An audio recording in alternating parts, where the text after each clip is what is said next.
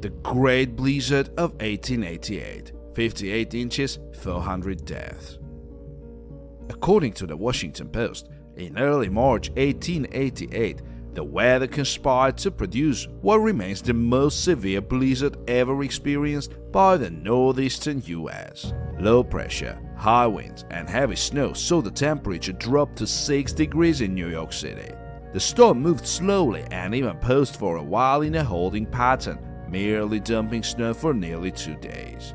Weather Underground calls the blizzard of 1888 the deadliest, snowiest, and most unusual winter storm in US history.